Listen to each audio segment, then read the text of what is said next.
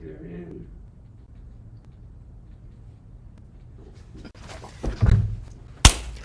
Welcome to Pop-Up Presentations by Jack and the Bot. I'm Evan. This is Steve. And today we're going to be answering a question that we get a lot. Just how do 2910 robots end up so short?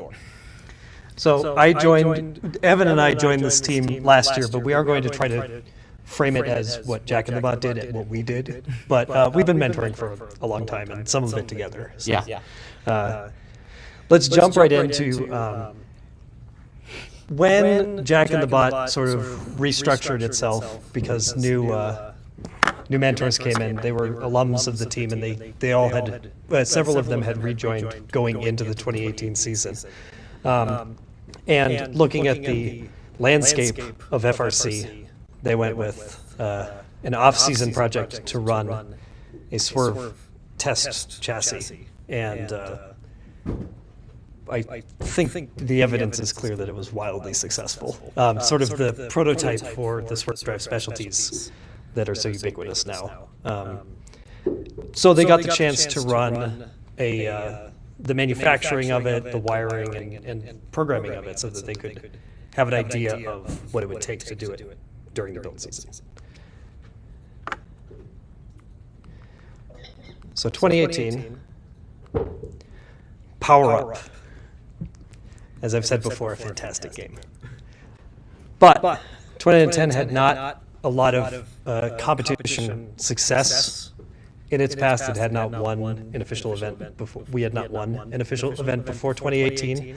But relatively flat field, little platform in the home zone where you would drive up to just before you got onto the climbing bar, certainly traversable by a swerve drive. So full commitment, go with the swerve, even with limited programming experience. The ability to cross the field in auto was vital, and not having to turn and precisely get your rotation every time with a tank drive. Swerve was a very good answer. Now, was 2018 robot Kayla short? Yeah. I mean, it started at the max height when it was stowed.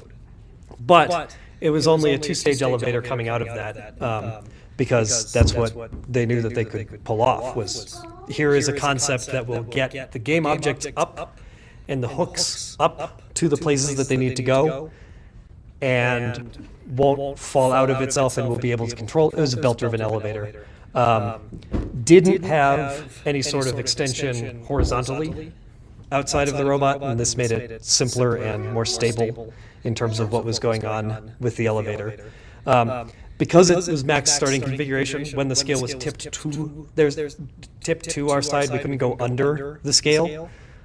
But on balance, because once you got to really high levels of play, which Kayla did, was finalist at championships in Houston that year, the highest that this robot could reach was if the scale was tilted away we could reach to the second level of the cubes on there. So if there were already a level was 6 or 8 cubes or so, once there were 16 or so cubes on or about that, because they wouldn't set perfectly.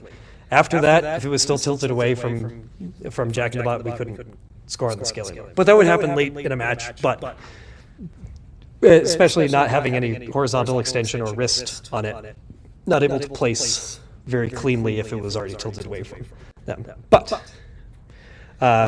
happy with what we got out of it. The ability to get the elevator straight up to the climbing bar, which I swear exists, and I believe we have internet. But the second stage of it, the first stage that moved in the elevator, initially had inboard hooks and then outboard hooks, so there was more space for the partners to hang next to them, hang off to kind of the side of it. But elevator goes up, elevator comes straight back down. One able to make it so that the gearing was straightforward enough that it was fast enough to move cubes because cubes didn't weigh nearly as much as the robot, but torquey enough to lift the robot by itself and lock in. So this was the autonomous sequence that it ran at the highest levels. So if the scale was on the opposite side from where Kayla started, it would just nicely swerve across the field and go over, and then stop in place, turn, drive sideways, stop in place, drive forward. No path planning, but what the team was able to do in that year with the resources available, quite a good debut for kind of the new structure of 2010, and the advantage of having a little thing, a short elevator or an elevator that was well controlled at low levels, able to pummel the opponent's scale and make it a game object, a part of the game that had to be checked pretty often and could really influence the opponent's strategy there. So robot able to do both of the elements in the game, but not the tallest, certainly that we saw at the levels that it competed at. Next, we're going to go into 2019 and Evan, but do we have any chat questions about 2018? It's believable. It's the tallest first robot. Okay, we'll go into 2019. Destination Deep Space. Presented by the Boeing Company. Uh-oh. What happened? Scroll sideways. Don't do that. All right. Destination Deep Space. Still a fairly flat field with the habs at either end for the end game climb, a pretty unique climbing challenge for that year. And the rockets on either side with 12 game pieces that could be scored in them, 6 cargo balls, 6 hatch panels to hold them in. Filling up a rocket was a ranking point. Getting Should be a little happier. okay, It goes back. yeah.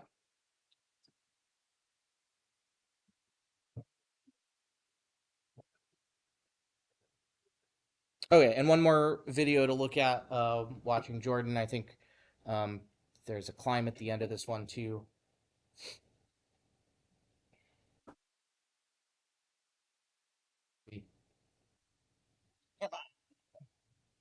I blame Google. There we go. Yeah. So this is how the climb worked. Only took about 3 or 4 seconds. Watch that one again.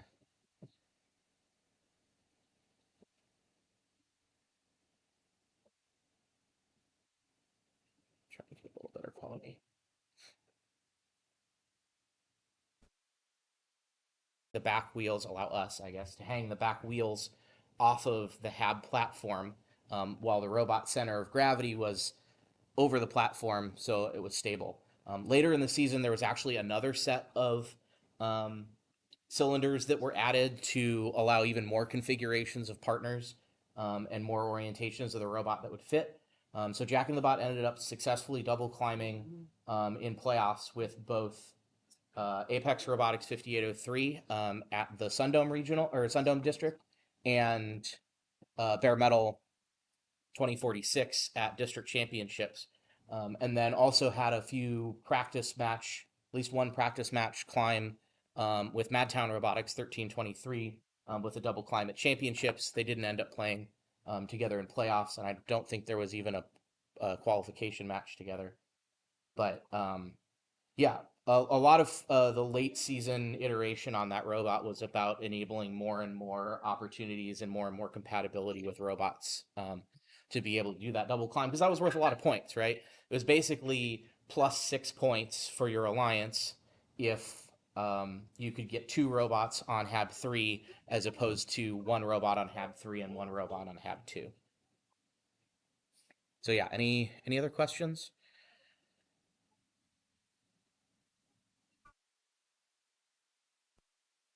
All right, back to Steve for 2020.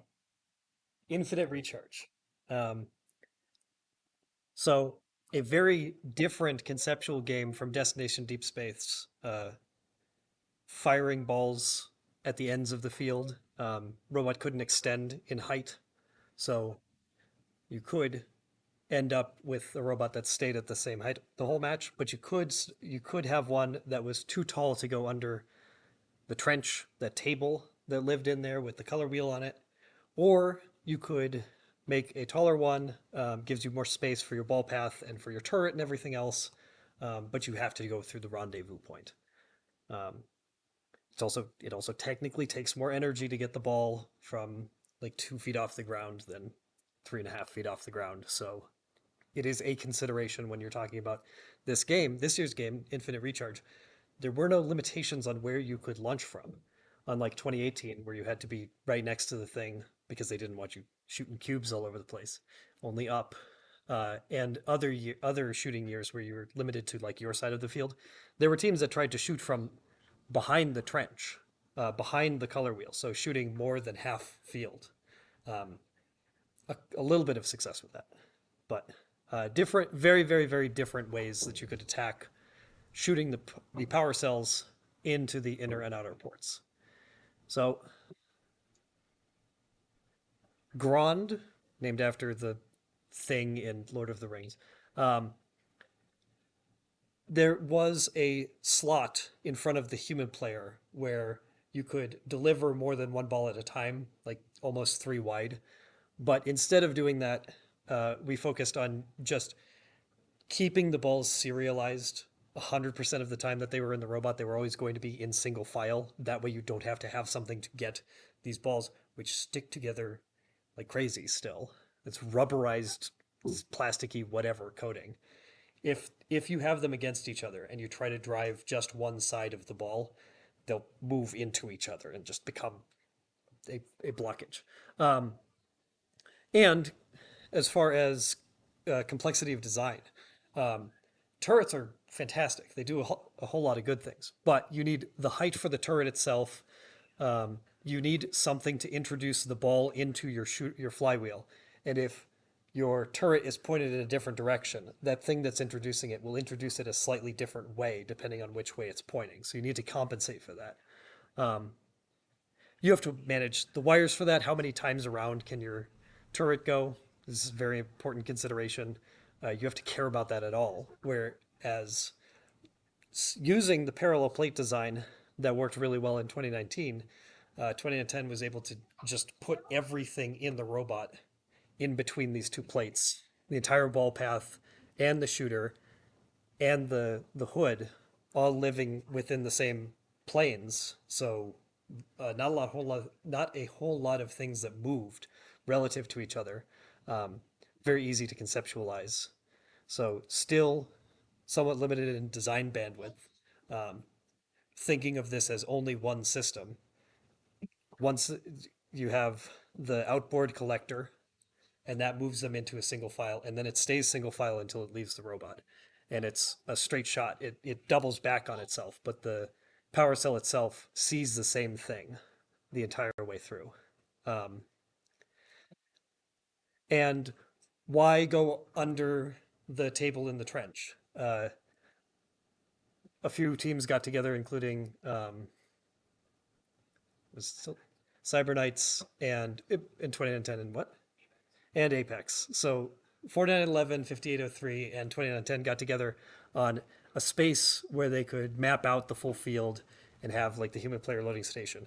This was Sunday after kickoff, and drove around some robots, just what they had lying around, and sort of say, all right, this is a match. There are 6 robots out here.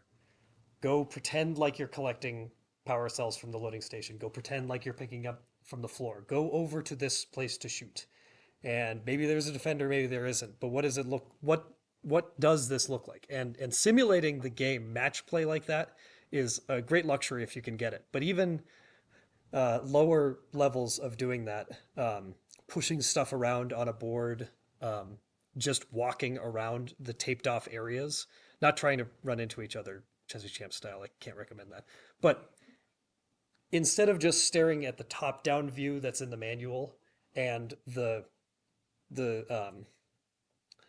the match timing table and the scoring table and trying to make those go together, if you can place out everything that's going to be on the field and say, this isn't, we're not actually putting these things into a robot that's going to do it, but it's going to take 3 seconds. So drive over here, wait for 3 seconds, and then go away. And then you'll get a sense of when things happen during the game. And both 2910 Jack in the Bot and 4911 Cyberknights really honed in on if you're going to climb on the generator switch in the rendezvous point at the end of the match, a whole bunch of robots are going to congregate there, and it's a protected zone. So if you touch your opponents while they're in that in the end game, you just give them the ranking, you give them points and ranking points and everything else. So it's very dangerous. So that becomes, instead of a way to get across the field, a blockage. So if you want to cycle in the last 30, 40 seconds of the match, you have to be able to go through the trench. So that it's not so bad. You can be that low. You just have to make design considerations for it. And the trench, the entire trench run was a protected zone. So if you optimized for being able to shoot from the end of the trench, the part closest to your port, thinking about how the game plays out over the course of the season, that's always going to be available to you. At least to one robot is going to be able to go to the best place to shoot from in the protected zone. So even though there might be easier points to get in weeks where you don't see dedicated defense and the match flow is different, that will always be there. So it's valuable to think about that.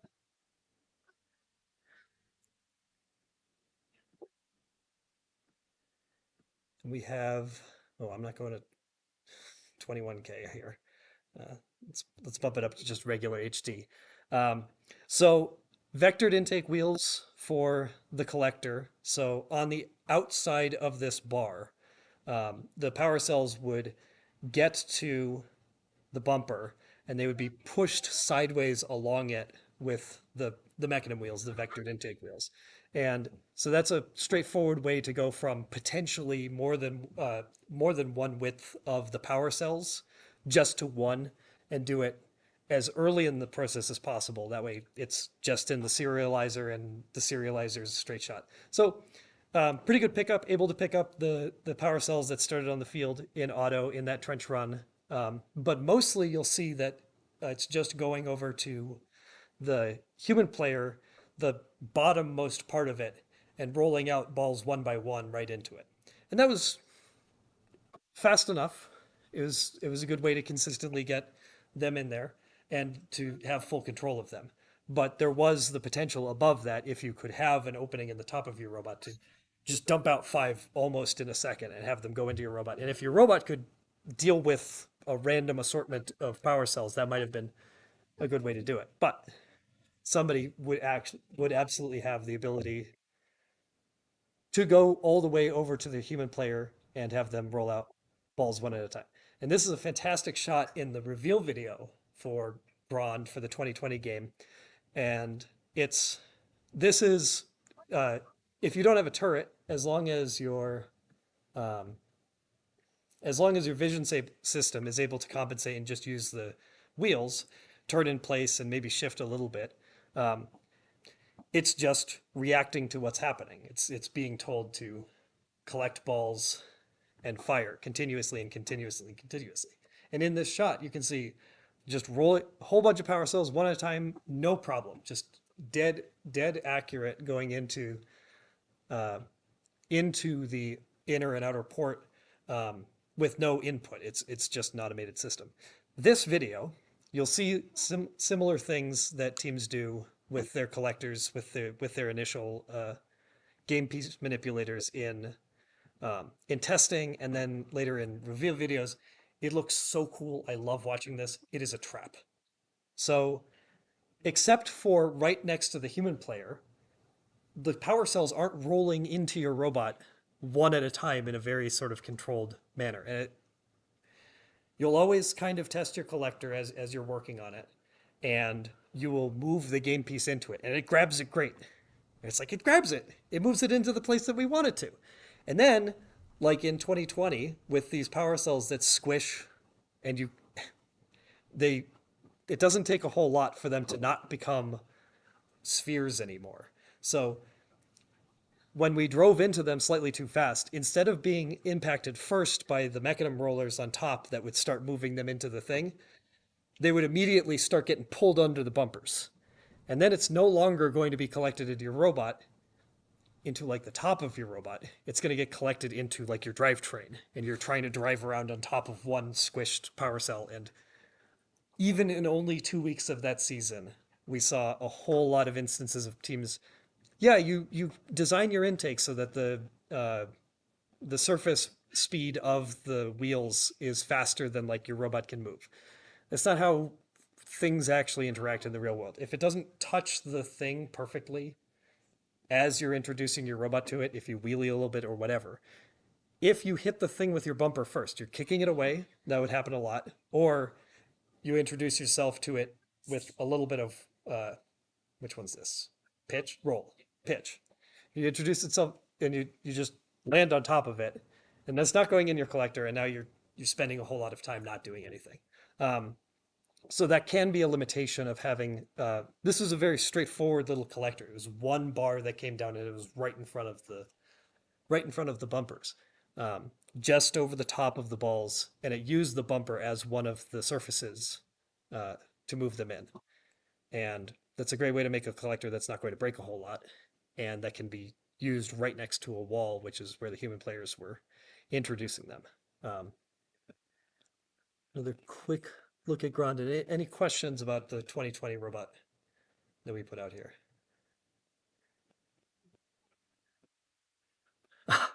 Yes. Okay, so Athena has a question. How does it climb? So we see it with this picture here, this huge diagonal pneumatic cylinder, the two of them next to each other. So those would get deployed, basically a pin or whatever would make it rotate those whole things up. And then fire out to go above the bar and fire in to come down. And that means you don't have to translate rotational motion into linear motion. That's the advantage of pneumatics. The disadvantage of such huge cylinders, this giant air tank, that black thing that is taking up the entire space in between the front and the back swerve pods, that was enough to fire it once. So you could not miss. But you just have to put hooks up and pull them down. Perfectly acceptable way to get the end game. Because the cylinders were so long, though, there wasn't that much travel that we were able to use. So this was one of the robots that year where if the generator switch was tilted all the way down and Grond was trying to climb, it wouldn't actually be off the floor. So it needed to be leveled out by a partner, or we'd go to the middle. Perfectly acceptable options, but there were a lot of designs that it was a common design goal to say our climber will be able to climb and be off the ground even if the generator switch is tilted in our direction. That was not the case with Grond. This was like, here's a thing that will definitely do it. We can definitely pull this off. We just have to put some basic links together and just fire the thing up and down. Any other? That's a common theme that we will start to see as we go through these robots is a lot of design conceptual similarity, right? And you look at Grond and you look at Jordan, and they do not look like the same robot. But yeah, but they're both using the mechanism style roller intakes. Jordan was on an arm. Grond is up against the bumper. They're both using the large pneumatic cylinders for climbing, right? And this kind of build what you know, build what you're familiar with, and iterate on that is a very core concept to how 2910 is approaching robots at this point. And that through line will be obvious as we get into some of the next robots. Infinite recharge at home. Yeah. Do we have other questions on 2020 before we move on? Yeah, I mean, any of them. Driving robot. Okay, so the question was, how do your drivers balance using the drivetrain as a turret, right, because it's on a swerve, versus driving the robot? So this robot had fully automated vision targeting, and it doesn't show up in a lot of the videos, but it also has an adjustable hood that allows it to change the angle that the balls are leaving the robot. So with a limelight for targeting, it's essentially automatic targeting solution. So the drivers will move the robot to the position that they want to fire it from, push a button, and the robot is going to aim, move the hood to the position that it needs to be to get the most optimal tuned shot, and fire. And I believe the tuning on this robot for getting that was just interpolation. Like basically move the robot to different distances away from the goal and figure out by trial and error what the correct angle and velocity was, and then figure out when you're on the field which of those points you're closest to, do a little math, and shoot away. And it was extremely accurate and extremely successful. Actually, was able to hit the inner port a lot of the time when it was lined up with the goal. So in this case, there's no shoot on the move capability. It's just drive the robot, use the swerve, get the robot to where you want to shoot from, push the button, let the balls fly, and then go get some more. And one of the locations, actually two of the locations that Jack and the Bot preferred to shoot from, was the end of the trench where they were still in the protected zone. That was the longer range shot, not quite as accurate, especially for the inner port, but it was a very reliable shot. And the other was right up against the field wall. There's a little triangle below the goal. As long as your bumpers were across the triangle, you couldn't be touched. You were protected. And so the robot would drive up, they'd push the button. I think the robot would actually back itself off a set distance and then fire the balls just straight up in. And the angle that we were able to achieve there would bounce the balls off the top of the goal, and probably about 50 to 60% of them would actually go into the inner port from that location. So that was also a very favored position, especially if we were playing with a partner that preferred to shoot from the end of the trench. That provided an alternate location that wouldn't get in the way. And we got another question about how we prototyped to keep the balls from jamming in this straight serializer. I like singularizer. If you actually on 2910's YouTube channel, if you go back and look at one of the build project videos, Patrick is taking parts off of the prototype robot that we built for this year in the first couple of weeks of the season. And that robot, instead of the belts that you can see on the top of this curve, it was that was just metal. So it was those power cells were just being driven from one side. And prototyping still the same like basic plate spacing with that and driving it from one side showed that that would not work. The trying to roll the balls as one rolls like this and the next one's trying to be rolled like this, they contact each other instead of being separated enough. And you could try having enough beam break sensors to make that work, but it was a lot easier to, instead of trying to roll the balls along a surface, just drive them on both sides. And we found that with like very high fidelity prototypes. It was basically building this full size like prototype. It was the whole thing. It was intended to be the final robot, and the beam brakes solution would keep the balls spaced far enough apart that they wouldn't contact each other.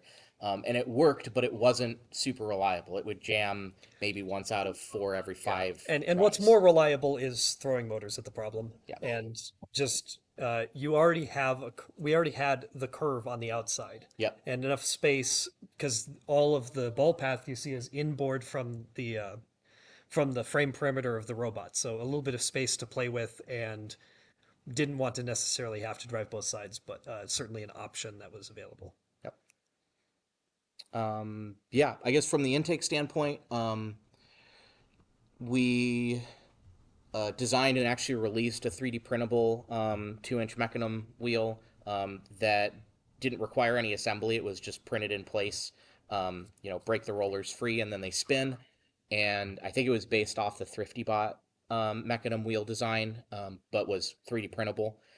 And those were tested early on, looked like they worked really well, and basically just said, it's good enough, let's go with it. I think Steve mentioned earlier, this robot was not really good at picking up balls in the middle of the field in open space, but it was great at accepting balls from the human player rolled into the ground. So some sacrifices that were made there, but ultimately, the just designing the system that you know is going to work and that you know you can build and you know that you're familiar with, and then just trying to make it fast enough that it'll be able to compete at the level um, that we wanted to compete at. Anything else? Any other questions on this robot? Keep going. Okay.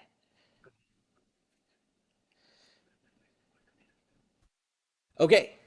2021, infinite recharge at home. You are looking at the field, part of the field.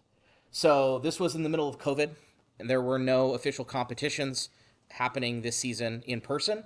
So first released a series of at-home challenges that allowed teams to set up basically temporary obstacle courses or other challenges and drive their robots around and then submit their scores into an online portal along with video evidence to compete against other teams from around the world. It was actually a really cool opportunity.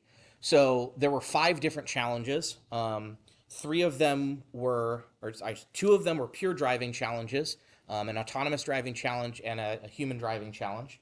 There was one challenge that was called Galactic Search that was to go pick up balls that were placed at one of a few positions on the grid and try and do it or on the field, I should say. It was a grid of points and try to do it as quickly as possible.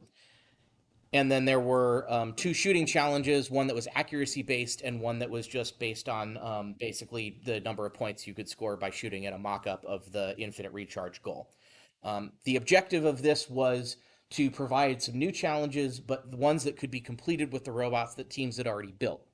However, a lot of teams, including Jack and the Bot, decided that it would be better for the team and a lot more fun to build a new robot. And so we built Baby Grond, um, named because it is a small version, shrunk down version of Grond, the 2020 robot. So there's a couple interesting things here. One is that the way that the at-home challenge scoring worked is only your best scores in 3 out of the 5 challenges counted. And now, if you remember what I just said, only 2 of those challenges involved shooting the ball. So you could, and a lot of teams that did really well in their groups and won their groups did build tiny robots that were only designed to drive and pick up balls. But for 2910, we wanted to design a robot that would be able to play infinite recharge if events actually ever happened.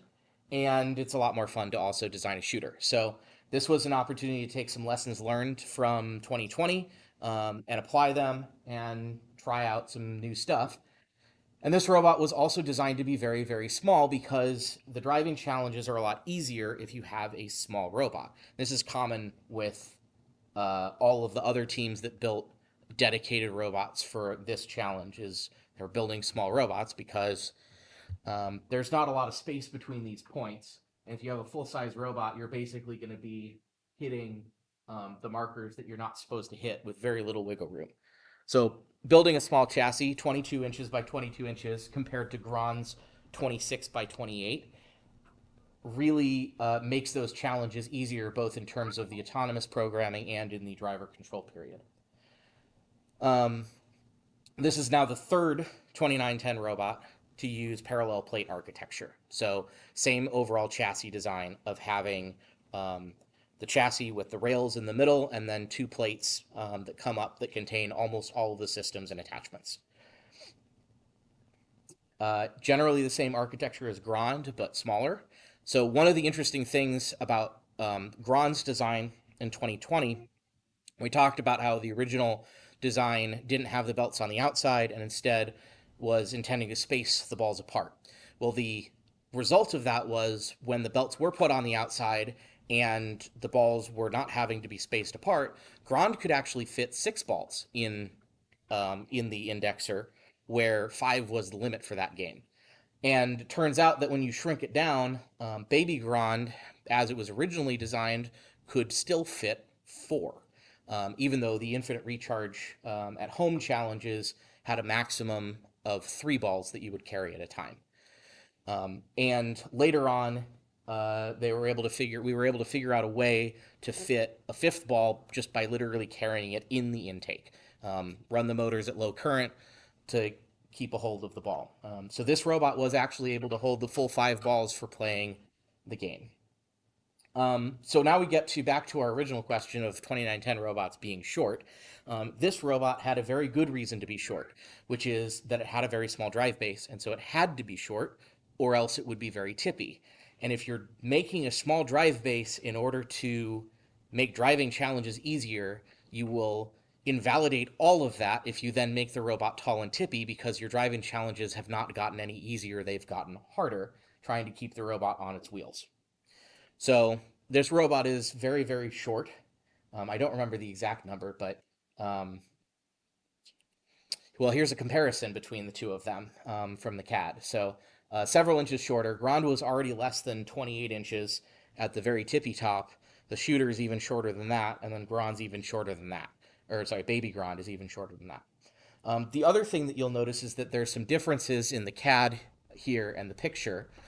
So as the season went on and it became obvious that off-season events were actually going to happen in person, the team made some updates to try and make it even more competitive when playing the actual Infinite Recharge game on the actual field.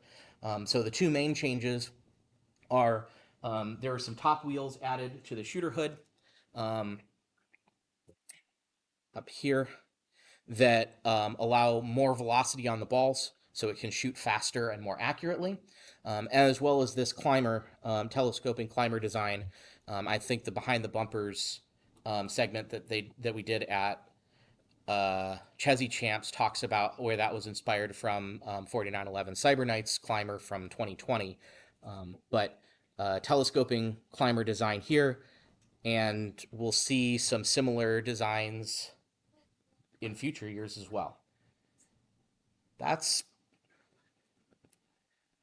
pretty much the explanation. So we can look at some of the videos here. So this is the Hyperdrive Light Speed Challenge. So 2 laps around this course, driver controlled. You can see the markers are water bottles on the points on the floor. And you can see even with just a 22-inch chassis, how little space there is to maneuver. So you can imagine if this is a full-size robot, it's even more difficult to try and maneuver through all of those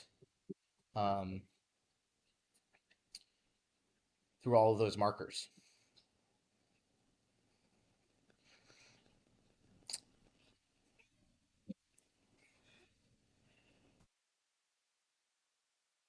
Okay, and then to show the shooting, this is the infinite recharge at home shooting. So without the top rollers, this is the PowerPort challenge of trying to shoot as many balls at the target as and I don't remember if it was 1 or 2 minutes as possible, but basically shooting at a flat target, the balls ricochet off. Couple team members pick up the balls, put them back in the robot, go back to their spot, shoot some more. And you can see, just even for its small size, just how quick and accurate this robot was.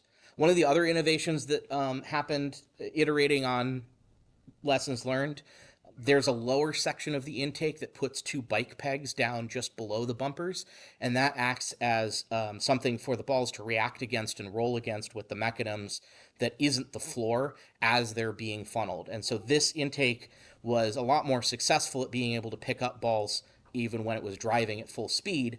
But because it was such a small robot, it still was difficult to do open field pickup because the area, the target you have to hit with the robot is so small. So still much preferred to pick up balls when playing from the human station. Oops. There we go. Okay, Chezzy Champs. So yes, this is a tiny robot. It's very short, and it's got a low center of gravity, and it's going really, really fast, and it can still tip over. This was not even being hit by anyone. This was just driving and stopping too quickly. So that was also a lesson learned that comes from this is that if you're going really fast, even if you've got a really low center of gravity, if your wheelbase isn't big enough, and this wheelbase is like 16, 15, or 16 inches by the time you take from the chassis to where the wheels actually are contacting the carpet. Um,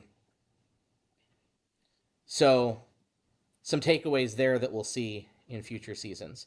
Here's a little bit better, showing the robot in better light, an actual match. So we'll start off with autonomous, shooting extremely quickly, just a stream of balls coming out of that, collecting one at a time from the trench. They're the small robot. We're the small robot at the bottom. Yeah, I know. That's the funny part is, right, High Tide 4414 were our partners at Chesney Champs, and they were also playing with their infinite recharge at home robot that was similarly tiny. So these two little, shrunk down robots zipping around the field. But pick up balls from the human player station, zip under the trench, get to the spot that you want to shoot from, and kind of answering some of the question that came earlier on Grond about using the robot as a turret and driving. You can see how quickly the robot locks on and fires, and how little time that actually takes. And so there's really not a need for a separate turret to be always tracking and trying to line up with the goal when you push the button and half a second later all the balls fly out. So questions on Baby Grond. This is, I think, where we start getting into like the really small, short Jack in the Bot robots. So we have a question that's with such a small base, how do we fit all the electronics in there? Yeah, It's it's nasty. yeah, So in between the swerve pods on the side, so the parallel plate takes up kind of the entire center of the robot. The mounting for that means that the two inner rails, all of the uprights have to come off of that. So just in between the two swerve pods on the side, double and triple stacked electronics. The brushless Falcon architecture helps in this regard. The speed controllers are on the motors themselves. We don't have to fit rows of those. So uh, you you can see my cursor. Radio on an upright. That's perfectly normal. But that's the network switch. this is the network switch, Yep. and then underneath it, solenoids and just the the power distribution panel is underneath everything. You access it from the bottom.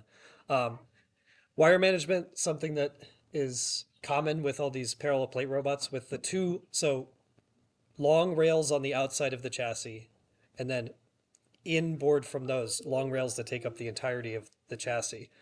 To get electrons from one side of those rails to the other, we cut big holes in them, and we put like rubber grommets in those holes.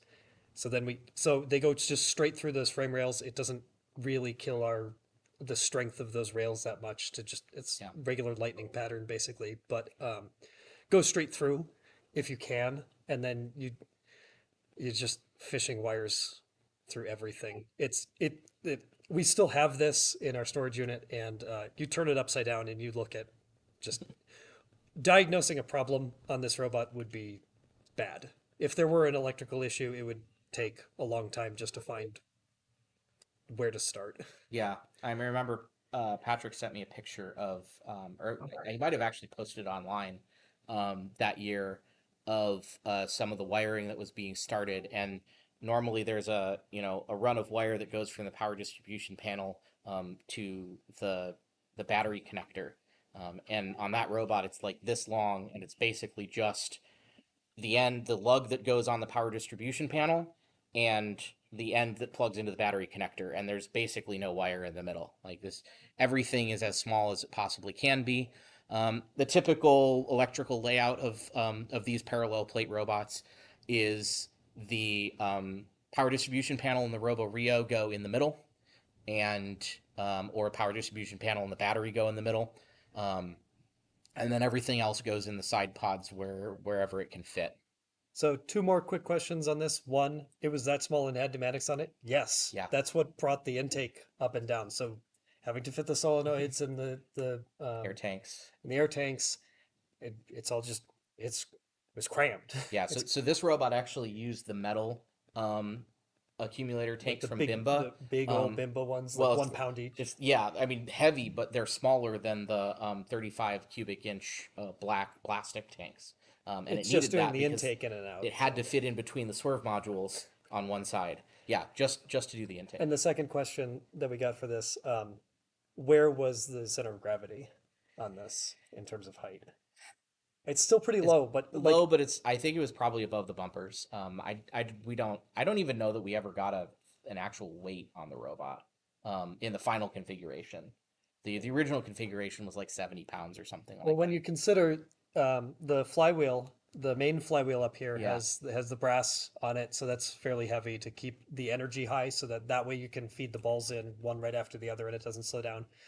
Powered rollers on the opposite side from it, a climber that is 4 stages and short, but it's still bearing blocks and bearings and everything that live up here, Yep. and the mechanics to move stuff within these parallel plates all above the deck height, the bumper height of the robot, and ever so slight difference. These are Mark IVs and not Mark IV inverted. The motors are above Yep. the bumpers. All these little things add up, and so if you do the triangle of contact patch to center of gravity, Yeah. this one's probably pushing it. But it's L4 gearing. It's almost 20 feet per second that the Yeah. robot drives, and Stupid it's fast. stability is okay. Yeah. It definitely gets up on its wheels, but the driver is mostly compensated for that, and that was a rare tip over, and that was the first event for that driver. And there's another one from Jesse Champs, but it involves contact with the wall, and they're allegedly extenuating circumstances. With a wheelbase that short, Yeah. because even if you have the battery at the bottom of your belly pan and everything else, your center of gravity can only get so low. No ground effects allowed in FRC, so um, you are fighting against a like a negative slope, however you want to phrase that. It can only go so low. So Yeah, I mean, in terms of absolute height, this robot probably has a fairly low center of gravity, but still above the bumpers. In terms of like relative center of gravity height to the wheel, the size of the chassis, this robot's probably the worst of all of them, including 2018 Kayla, unless the elevator is extended. So, um, yeah, that's a really important consideration when you're talking about how high the center of gravity is. It doesn't really matter what the absolute height is. What matters is how high it is relative to where your wheels are contacting the carpet. got another question. Yeah. Was it difficult to get the designers to buy into this minimalist short design? Um, at the time on 2910, we had one primary, the lead technical mentor, Patrick Wolfenden. At a certain point, once the team had kind of figured out which direction it was going, there was a point at which the entire robot fit inside of Patrick's mind. So he didn't have to wrangle too much with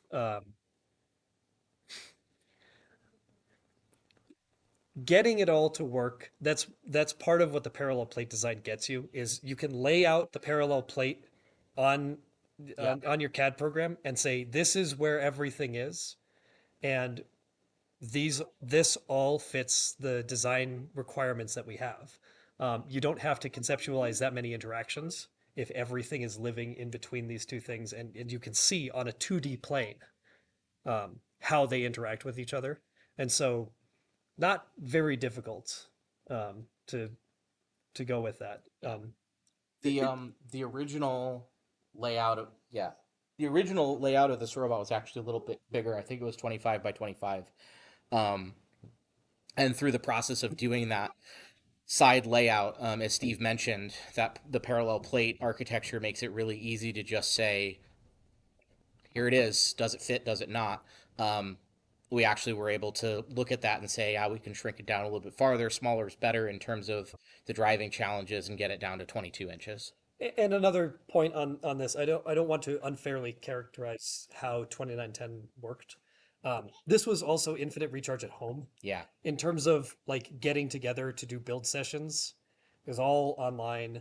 still social distancing and schools separated and everything. So this was, and it was all speculative as to whether Yeah. we'd actually be building stuff Yeah. and going to things. So it being sort of a one person project, that was like the pinnacle of that. And it was, hey, it's the same game.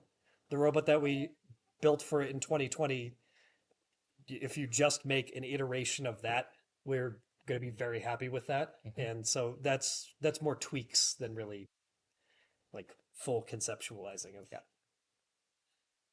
something. Um, but after we had slight hope in 2021, and we saw a couple of very high profile off seasons that year.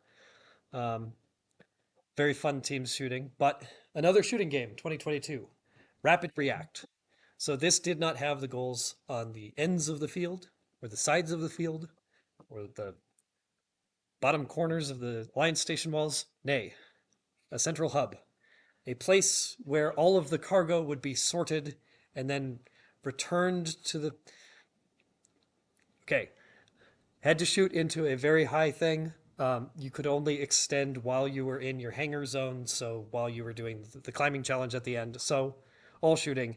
And one thing that a lot of teams saw from successful designs in Infinite Recharge and Infinite Recharge at Home was the bottom and top shooting rollers, allowing you to adjust the spin of the ball. Uh, no protected zones to pick up the cargo this year, so all open field pickup. And the ability to run an autonomous mode that was kind of the highest that you could do was 5 balls, and you started with one. So having the ability to do that really well was very important. So 2010, we built Thor, and it's a parallel plate design. It is the fourth in a row parallel plate robot. 2022, stepping back just slightly, when first put out Infinite Recharge at Home in 2021, it was like there's really very little chance that we're going to have an actual competition season here.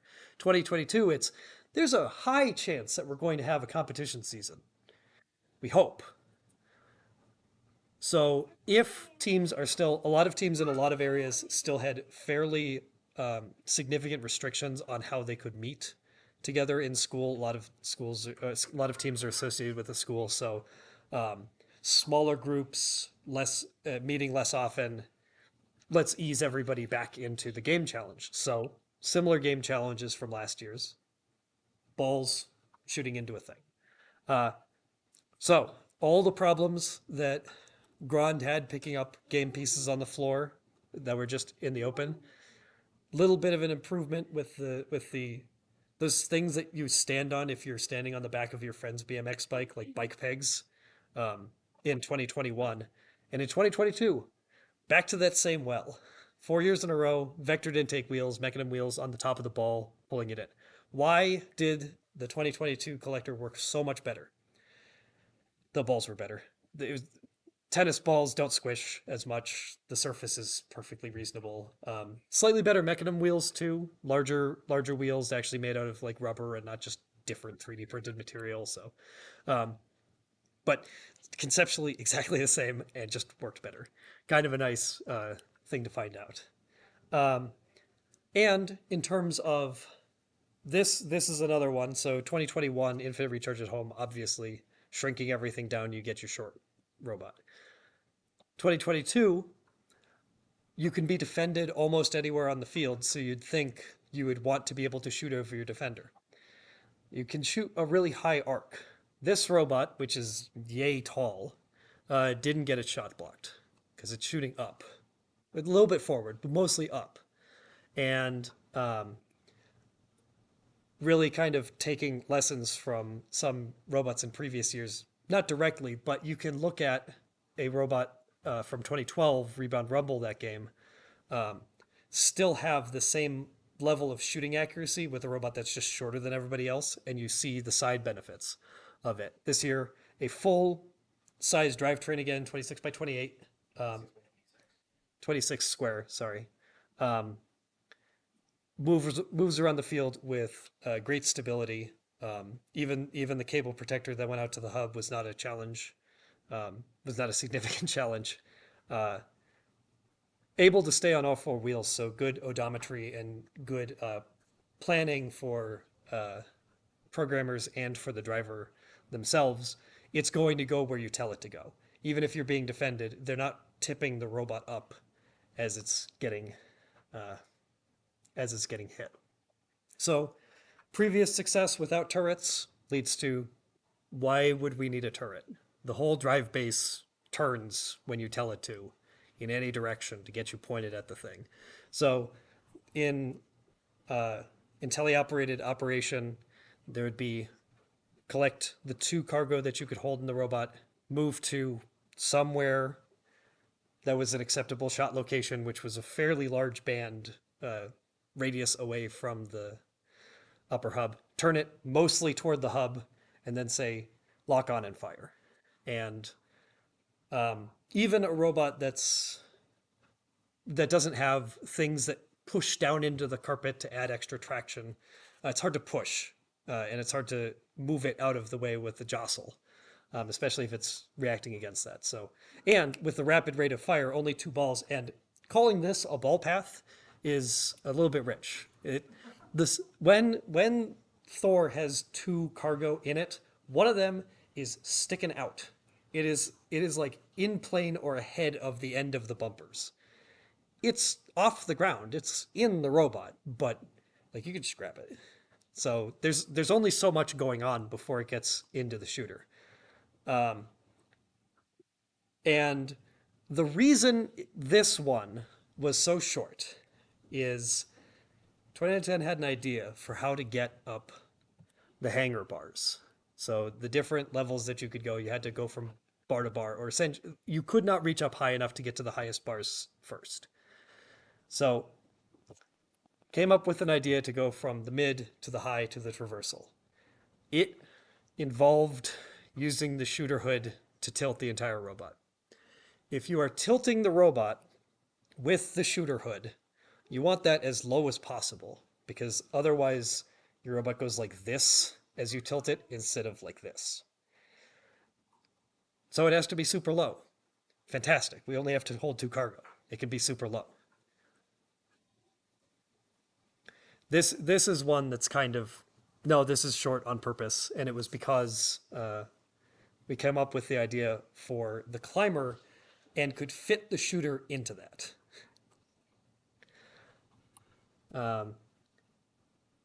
So what we see as far as the actual climber going, some of the design changes that happened during competition season. Initially, it was the climber extension part was modeled very heavily on Baby Gronds. So it was a 4-stage extendo. But you'll notice as it goes from the high to the traversal here, if you watch this again, so pulls up, tilts back with the hood, pulls up, pulls down the second time. This time, when it hits the traversal bar, it's all swinging, and it is slamming those bars sideways into the field. And that was 16th wall tubing. And it wasn't super happy with that. And the hard stops that were in there were not happy with then being asked to hold the entire robot as it swung down after leaving the high bar.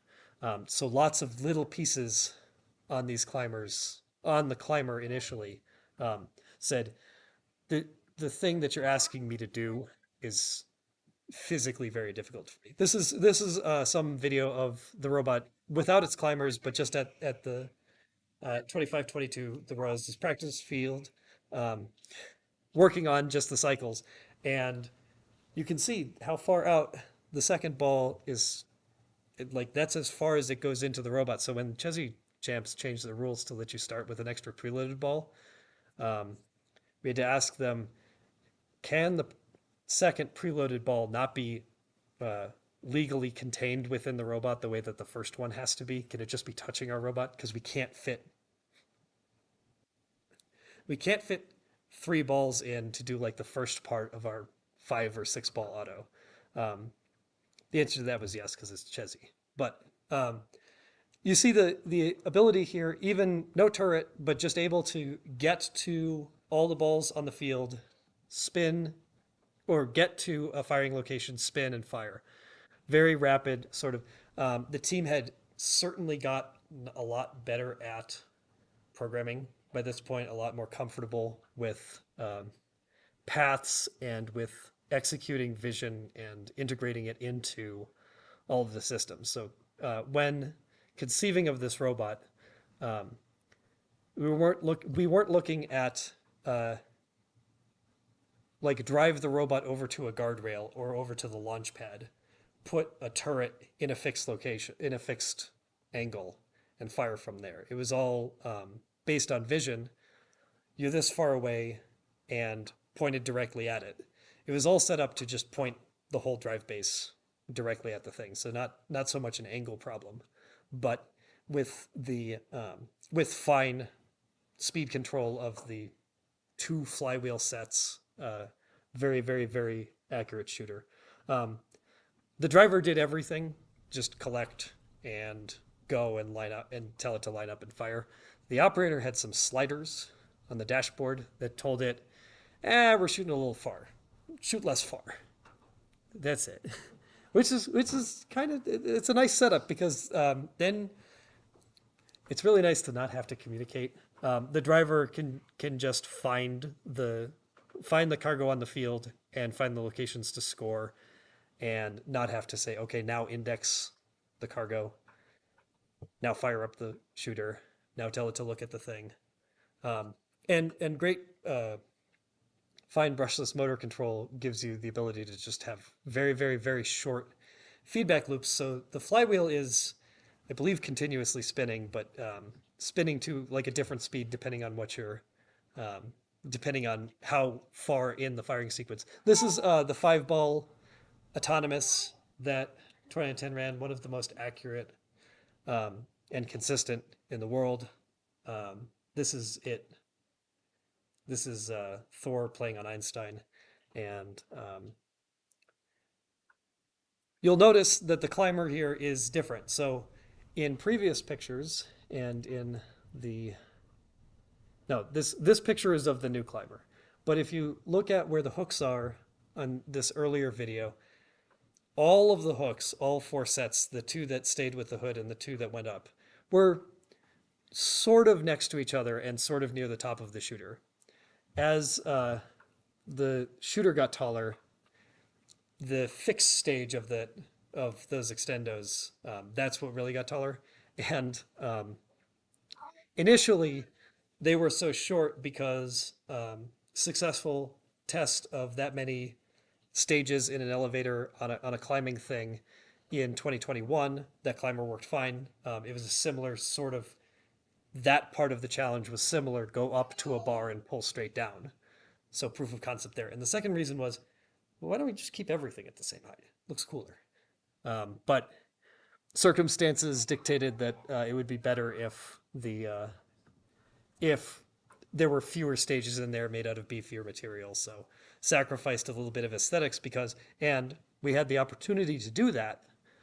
We could make the climbers taller in their fixed state because no turret. We weren't dealing with some sort of interference. So the conception of the robot allowed for a little bit more design iteration on something that was orthogonal to the central game piece scoring challenge. Got any questions on 2023 going? 2022? Yeah. Didn't you all drive it? So first question is, says, is there a reason you guys like using pneumatics so much? A lot of high-level teams avoid them, but seems like you do. So Especially with this robot, that there was a follow-up question, does using pneumatics for only one thing can be pain? okay, yes. So the question is why does 2010 use pneumatics? A lot of teams with strong designers have tended against pneumatics in recent years. You have a large tear weight. You have to have a couple of components on the robot that you have to put on before you can put on even your first cylinder. And the old aphorisms or whatever that a lot of designers were taught was once you put pneumatics on the robot, make sure you get a couple more systems on there than just one, because each cylinder, while somewhat heavy, is a lower percentage of what you're adding to the robot. So a lot of you already have the big tanks and the compressor and the extra electronics for it, so you might as well just keep using pneumatics. Uh, we use pneumatics because translating, I made reference to this before. If you have to have linear motion, one of the easiest ways to do it is to have something that is only designed to do linear motion. And if you can fit the pneumatic cylinders into your design, like on Grond, where they're fitting like diagonally across the entire height of the robot, and you have the weight for it, that is something that does not take a whole lot of detailed design time. You take the assets of this is the cylinder, you put it into the CAD, you make sure that you have the mounting points, and controlling it and powering it up and down are kind of just the same thing. So it's pretty much just ease of design. If you have need for a linear thing, it's not the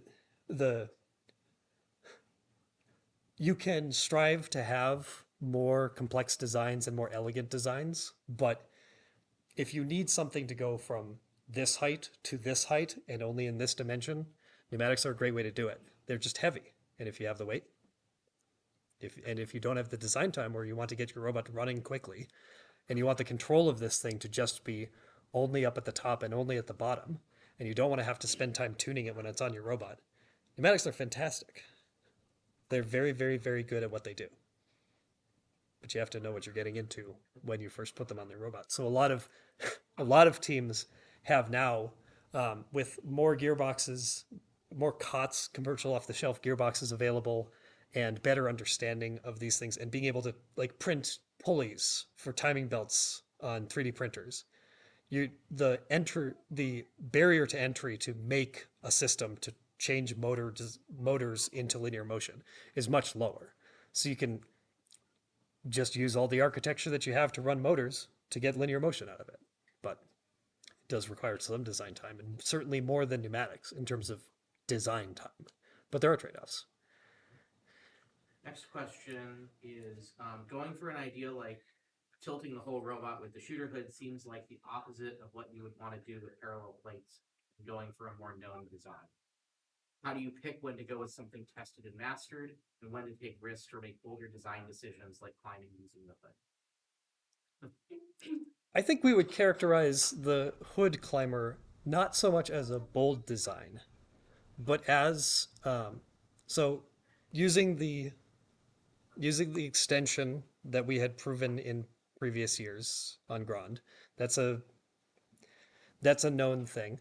We had printed a big set of gear teeth for a shooter hood before, and we knew we could make a really wide one, and that it could handle quite a bit of force. So that is so a lot of each individual element of it was actually pretty proven, and it's really more of a geometry question at that point. But that's the hardest question in design to answer. Evan, do you want to Sure. do you want to take a stab at how? I could talk a little bit about this. So one of the things to think about in terms of like whether or not it's a proven design or something that we're familiar with is looking back in first history. So in terms of something that's going to actually be able to achieve the challenge and climb the bar, this challenge was very similar to the pyramid in 2013. So you can go back and look at how some successful climbers in that game worked, and there were some designs that were essentially this. Different angle, maybe slightly different actuation, but the same basic design of there's one set of hooks that go straight up and down, and there's one set of hooks that just rotate, right? And so when considering that, you're going to need some arms that have hooks on them that rotate, and you are also going to have a shooter hood that is going to rotate. The question was, can we combine those two because it's the same motion? And in doing so, significantly simplifies the design, and that actually removes some risk, right? So if you can make this one thing really, really robust and good, it's going to be a lot higher performing than two mechanisms that maybe have to work around each other, etc. It also, as Steve mentioned, guarantees that that portion of the climber doesn't interfere with the shooter at all because it is the shooter. So the actual gear, hood gear design here, and the CAD for these robots is published, by the way, so you can go dig into them. But it's a very wide 3D printed hood. It's two 3D printed pieces, and then going through those, connecting the parallel plates, are metal standoffs. So it's essentially metal reinforced plastic, and it's also onyx. Um, so it's the Mark Forged carbon fiber, chopped carbon fiber material, that's pretty strong. I think there's other brands of it now, but that's the construction of the hood, and some of the thinking that goes into making it, making that design a combined design was, we're going to have two things on the robot that are essentially going to have the same motion. Can we make the whole system simpler and more robust by doing it with by combining those? And in terms of making an arm that moves back and forth with a 3D printed gear as a shooter hood, as Steve mentioned, that's something that we've done for a couple years already at this point. Any other questions? All right, 2023. Oh, come on. Okay.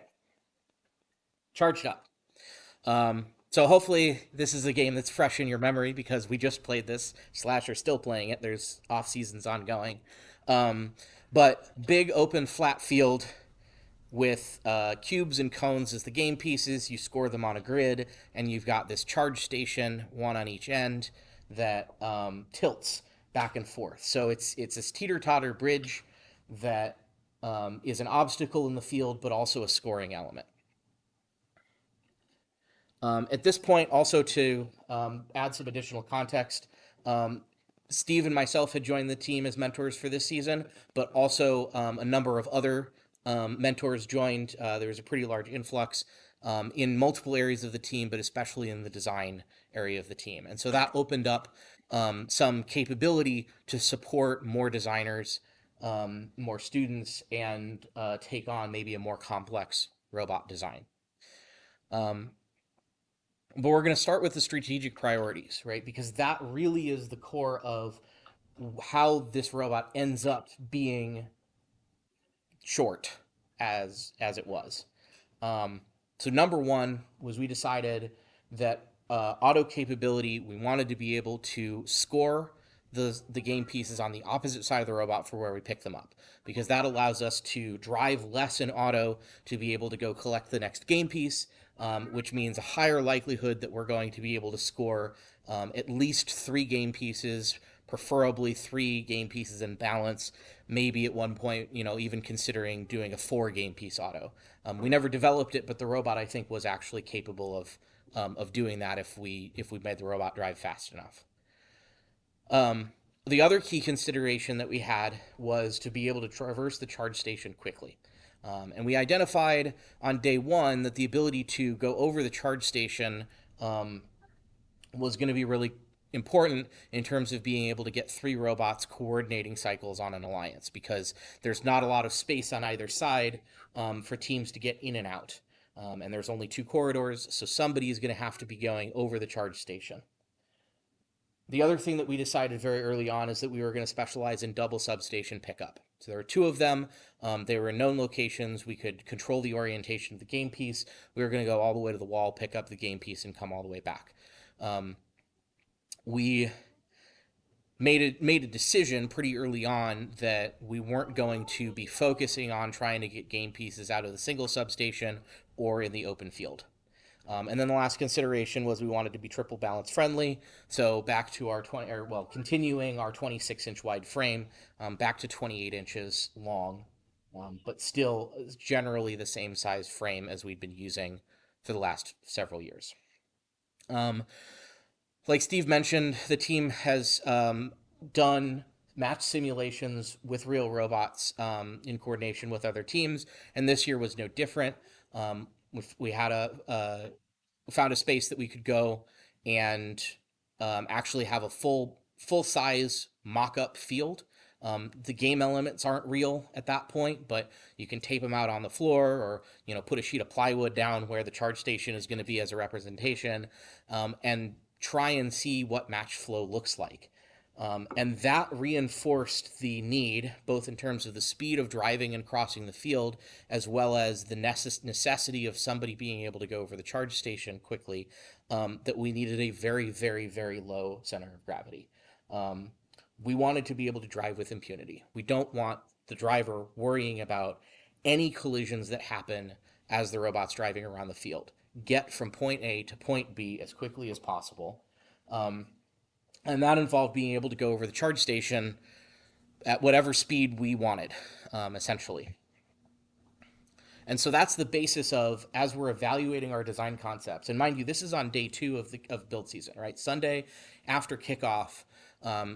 So the Saturday, we've got our priority list. We've got some of these concepts in our head of what's going to be important for playing the game. And then Sunday, we go try out some robots and see if that's lines up with what we observed.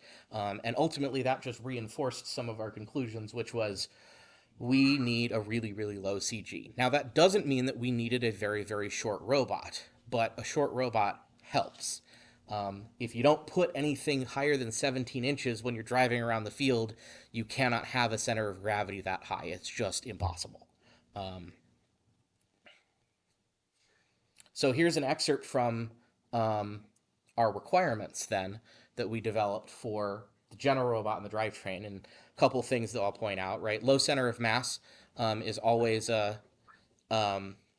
goal that we want to have, because if you have your center of mass too high, it makes it really difficult for your driver to move around the field. They have to be mindful of where the other robots are and avoiding collisions. Don't want to deal with any of that. The other important aspects in the purple column under drivetrain, we want to be able to traverse the charge station in any direction of travel. So it doesn't matter which way our swerve's pointing. We want the robot to be able to go up and over. And the other is to be able to travel across the field from the grid to the portal over the charge station so that it's faster than going around. And ultimately what that meant was we wanted to be able to go across the charge station in less than 3 seconds.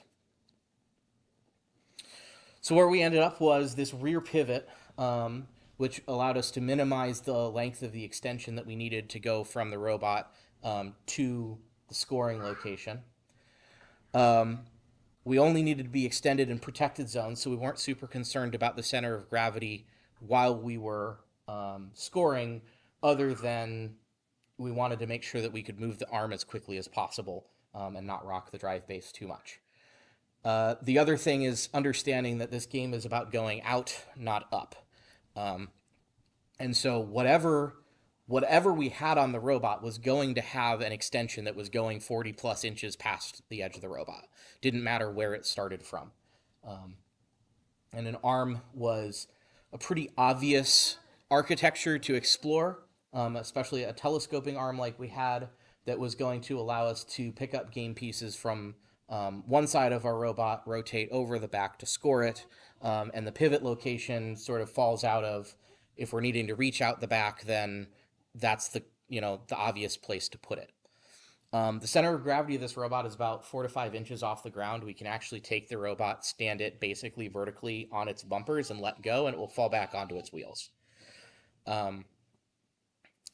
We also wanted to be lightweight and very fast, right? So we know we're taking really long trips across the field, and it helps if the robot is light. That makes it so we accelerate faster. and it allows us to gear the robot for a much higher travel speed without overtaxing the motors. So inspection weight for this robot in championship configuration was about 90 pounds. For off seasons, we added some extra motors in the drivetrain, and it's about 95 pounds with that. And that's including 10 pounds of brass ballast on the front of the robot to counterbalance the arm when we throw it all the way over the back. So extremely light construction. Also, not parallel plate design. So one of the things that came out of getting more mentors was different experience with different construction techniques, but also the design of the robot necessitated that the entire structure that's holding the arm be extremely stiff.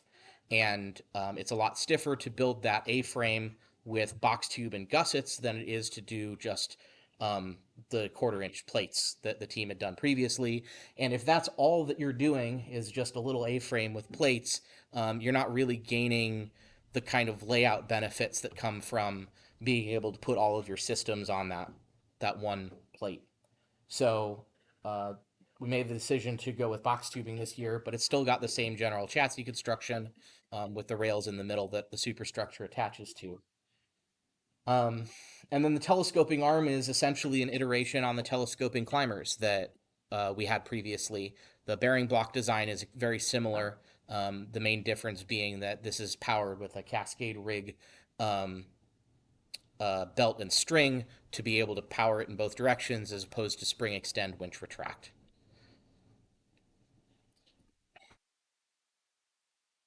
So some videos. So this is one of our playoff matches at IRI this year,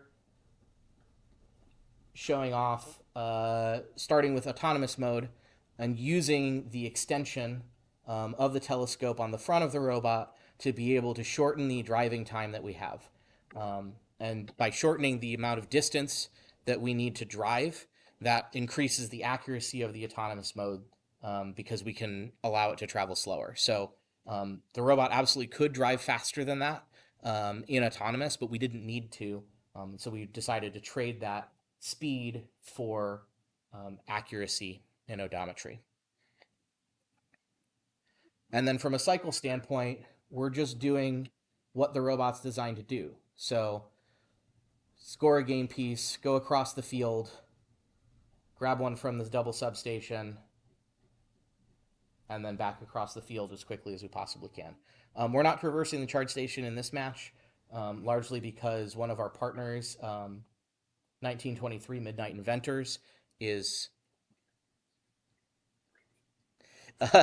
Midnight Inventors is taking that space up. I think in this match they're not actually launching the cubes, but one of our main strategies was they would come right up to the front of the charge station and just chuck the cube over the charge station into the community.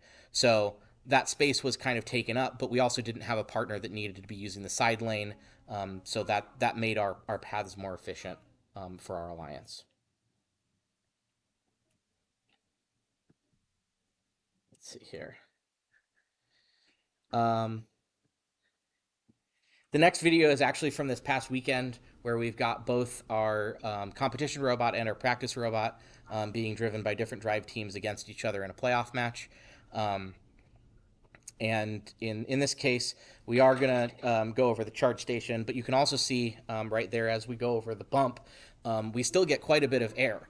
And being able to just not care about any kind of obstacle on the field, whether it's a bump, whether it's a charge station, not worry about whether that's going to tip us over, is it's big confidence for the drivers. Yeah. Before you get to the next question, why didn't the intake Yeah. Yeah, so the question is, why didn't we widen the intake to be able to pick up cubes better? It was discussed. The original size of the intake was kind of just a guess as to what we thought would be a good compromise for being wide enough to be able to perform the autonomous mode, but also narrow enough that it wasn't going to cause too many problems going to the double substation. And that's really the key, is we essentially doubled down. right? We are committed to the game plan that we came out with, which is that we are going to specialize at going to the double substation. Yeah, play the video again. So this does two things. One is the game piece is in a very known location, so the width of the intake doesn't really matter too much. Um, the speed that we go into the double substation, take a game piece, and go away is um, doesn't really matter how wide the intake is at that point. We needed the intake to be wide enough to pick up game pieces for auto. And at one point, we were also playing around with doing some automated scoring and needing to know where in the width-wise in the intake the game piece was, and having a narrower intake makes that more successful for automated scoring. The automated scoring did work; it just wasn't faster than our driver. Um, Yeah, so the shelf itself, the double substation has a plastic guard in the middle that shields where the game pieces get entered. And one thing that you might see with other robot designs with wider intakes is it's a lot more difficult for them to get into that quickly because they have to be really precise to make sure that it actually fits in. So we just took a different direction, right? Those teams that have the wider intakes are a lot more specialized at being able to pick up game pieces in the open field from the single substation, etc. There was in the initial robot concept a um, a deployable full width roller to get game pieces to get the cubes off the ground easily, um, that would funnel it into an intake that was double sideways wheels. That was the original concept that we had.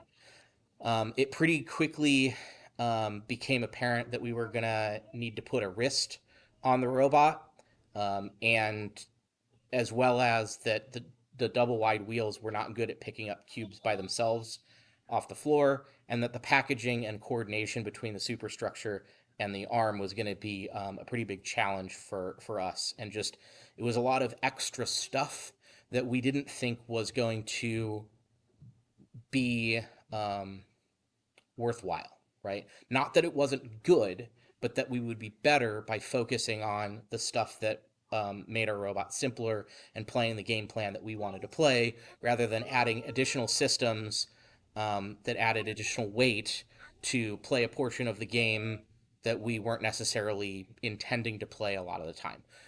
Now, it can be debated whether that was the right choice or not, but ultimately that's a lot of the philosophy that we have in terms of design is if the robot can perform the functions without this other stuff, we're not going to do the other stuff. Um, and that's so, yeah. So there were discussions about widening the intake at one point, and we basically said what we have is working really well.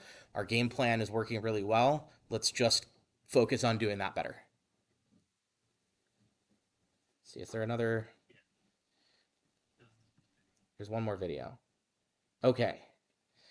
So this is a bit of a supercut of Phantom traversing the charge station and understanding why why we care so much about keeping that CG as low as it was.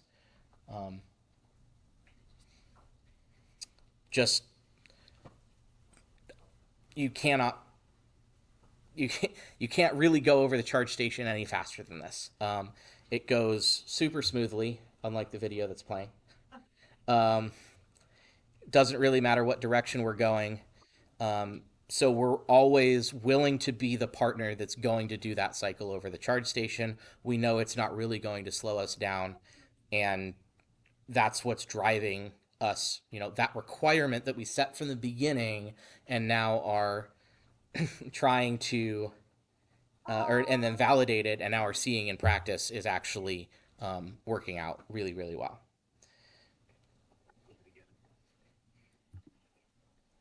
There we go. So this will be a little smoother this time. Yeah. Do I think that Phantom would have been good at power up? Uh, Not better than Kayla. Um, yes, I think it would have been fine. It would have been good, right? There's one thing that it doesn't really matter how how you do something. If you can do it quickly, it's going to be good in FRC. So there are things about this architecture that are detrimental for power up, namely that it may not have very good control of where like the orientation of the cubes as it's placing them up top.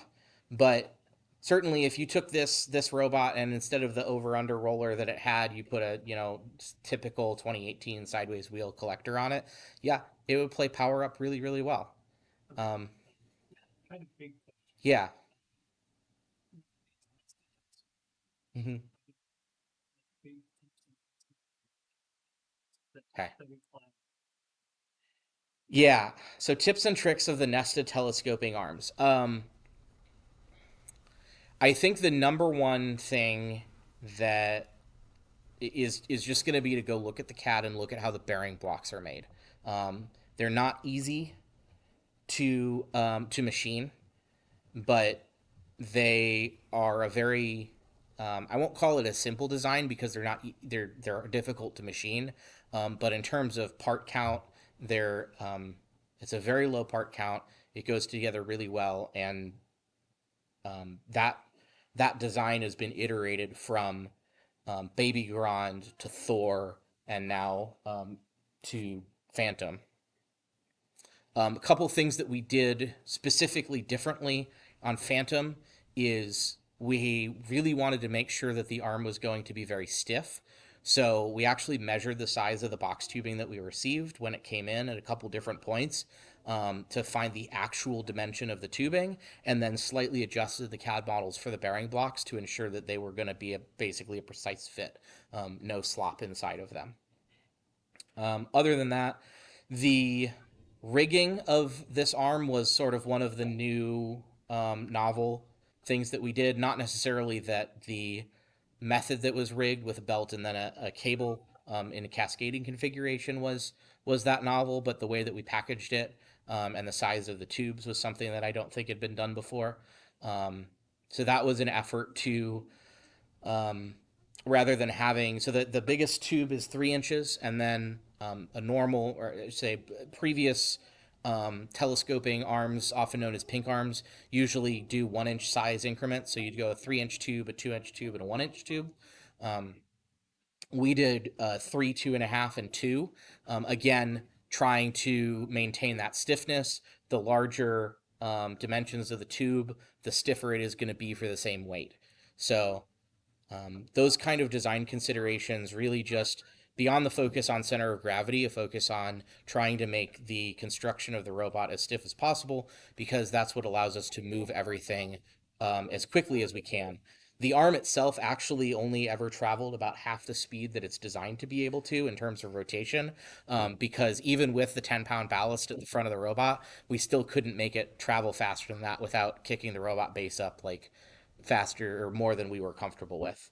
So yeah, there's headroom there, I guess. We talked about adding more weight to the front of the robot to allow us to move it faster, and ultimately determined that we would rather keep the weight off and be able to drive more quickly and accelerate more quickly, and that was going to be a bigger advantage than making the robot, making the arm take like a couple fractions of a second less to do its rotation.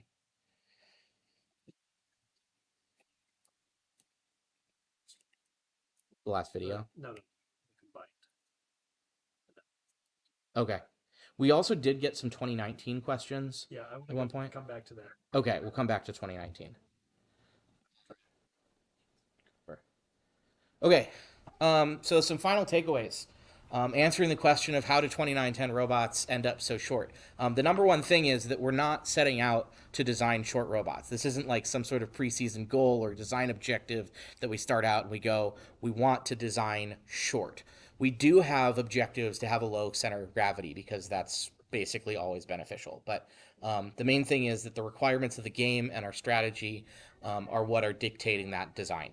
So each of these robots had a different reason for being as short as it was, all valid reasons and all coming back to the requirements of the game, the circumstances, the level of knowledge on the team, the desire to maintain common design archetypes, etc. That all plays into the robot ends up short again, but there's a reason for it.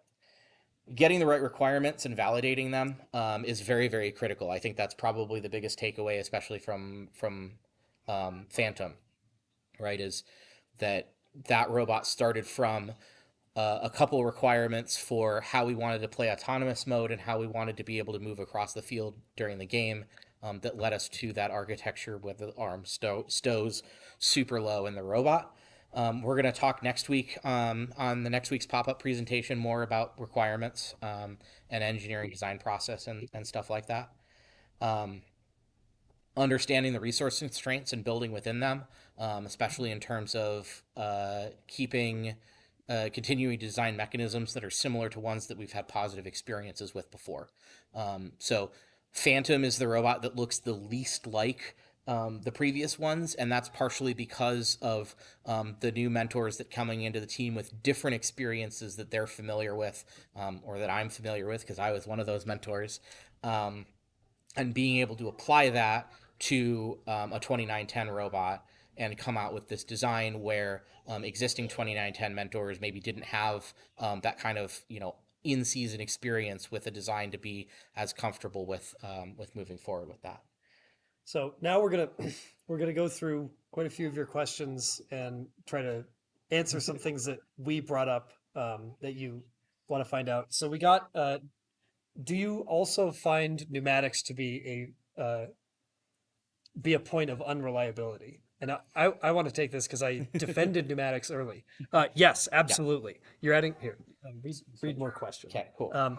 So pneumatics, you have more control modules depending on the year, like an extra thing that you're adding into the wiring system. You have to a lot of like really, really, really small gauge wire. More components. Solenoids are made by whichever company, and you have to make sure that you've wired those correctly. And yeah, you got you got the classic, soap test. Take a little bit of soap, put it in some water, put it around all of the connectors for all of the pneumatics tubes. You have to do strain relief on your pneumatic tubes to make sure that they're not just getting yanked out as you're moving pieces. Yes, it's a lot of new points that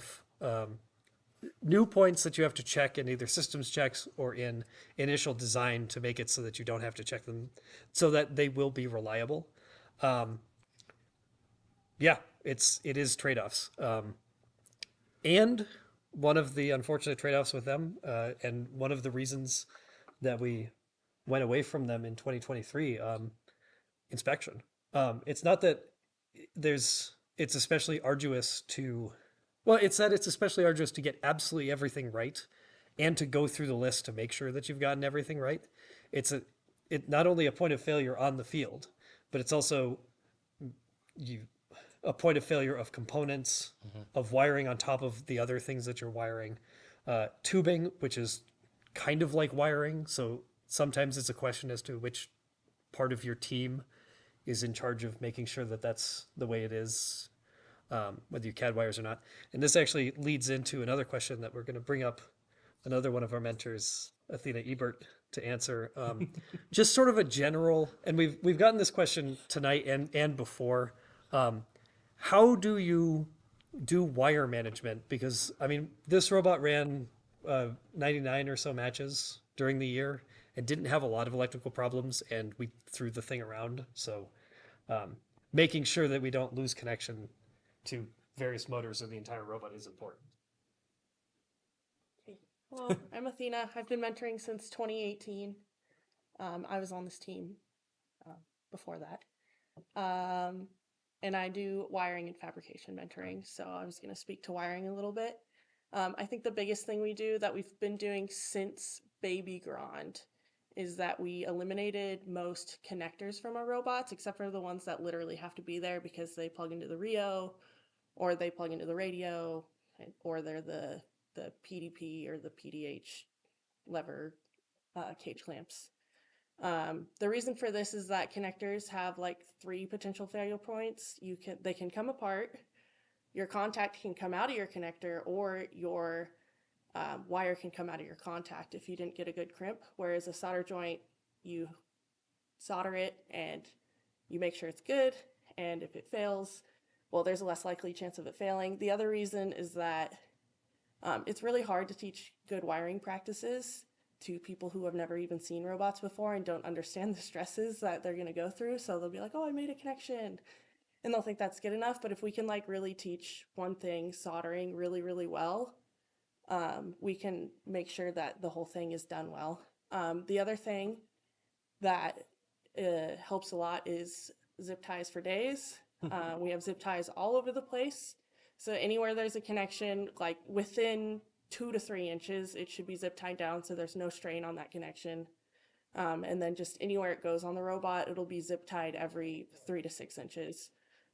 So we, in the CAD, plan for that ahead of time, and we have fixing points. We also lay out the control system ahead of time, but I know a lot of teams are doing that these days. So we consider where wires are going to go. Our belly pan is fully webbed, so we used that a lot for wiring. And yeah, just make sure your zip tie connections are really tight, and soldering well will help wires stay together. This person says, is it difficult to solder the pins?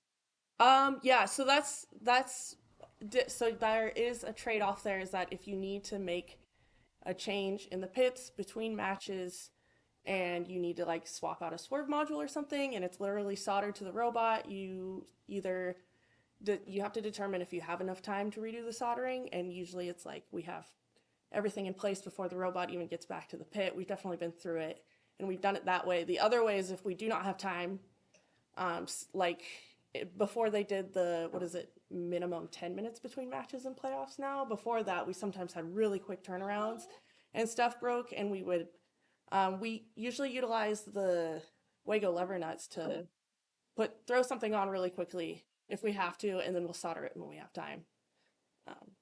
So that's the option there if you're between matches. Okay.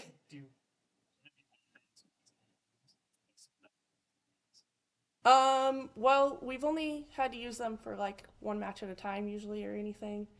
I have, while helping other teams, seen them. The ones that I think that like West Coast Products sells or something are size 10 gauge to 20 gauge, and then can wires 22 gauge. So it's not actually rated for it, so they will fall out of those sometimes. But otherwise, it's like a really solid connection on those. Thank you especially to Athena, because I sprung it on her that she'd be answering a question early in this presentation, and thank you for doing that. Evan, have you picked a question Yeah. for you to answer? Oops. It's the same fun. Go ahead. Yeah, so this is a question on where did it go? Is driving with impunity a specific goal for just this season, or multiple seasons? So, and that was in reference to being able to have the driver drive the robot wherever they want on the field without consideration for who they're playing against, who they're going to interact with in a collision, what the field state is, what the what obstacles they need to go over, etc. I would say it's sort of a general goal. It's maybe more of a recent in 2022, and a little bit maybe driven by the self flip of Baby Grond at Chesy, but just in understanding that if your driver has confidence that they don't need to be careful with the robot in order to not flip, that they're going to drive a lot better. So that's really where that comes from. I would say it's a general principle for us right now, but not necessarily for all of the robots that we talked about tonight. It's more of a recent. So we got a question about, this is a small drive. Well, it's not necessarily a small drive base, but it's all flat. We don't have space above the deck height, above the bumpers for electronics. Was it difficult to fit the electronics this year? No, not at all. So we have the sponsor panels above the bumpers that kind of hide everything, but the Rio has got like a 2-inch. We could air gap the Rio with like 2 inches of air. The radio is the only thing above it. It sits on a plate that lives above that belly pan, but one side has Rio and radios and offboard um, co-processors when we had vision. The center has the battery right in the front, right next to the brass bar, and then behind it, the entire power distribution hub, so that all those wires go through the rails to get to everything else. And on the left side is Network switch, yeah, so power, radio power hub. radio power hub, network switch, other like a couple of other things, but Yep. if you look at it, it looks really roomy. It is in the CAD. The electronics are in the CAD for this robot, which is available. But yeah, I mean, from an electronic standpoint, it's kind of funny because this robot's the same size, drive base size as a lot of the previous ones, but this one didn't have pneumatics, as Steve mentioned. So all of those control system components are just not on the robot, and it ends up with a lot more room than sort of we're used to. So that was really nice. And also one of the nice things about benefits of getting rid of pneumatics is not having to find space for all those components. So a couple of questions we got about 2019 specifically. Was climbing with our manipulator something that we decided immediately, or was that sort of an emergent thing? Yeah. Decided immediately. Kind of the same way that in the later years, 2022, the entire robot was conceptualized around linear pneumatics in the back and a rotato, like very strong shoulder joint for climbing. And so that said, so the next question, why did we lower the height rather than just putting all of that on top of a two-stage elevator? Right there. Big, huge shoulder joint rotato on top of elevator stages. To make all of that very, very, very stable in both configurations, up top and at the bottom, that's a lot more material. That's a lot more work. That's a lot more machining. And it's worse at each of those things. It's slightly worse at being a fast, like elbow or shoulder joint when you're trying to deliver stuff to the top of the rocket, and it's slightly worse at torquing the whole robot to be able to get up onto the thing.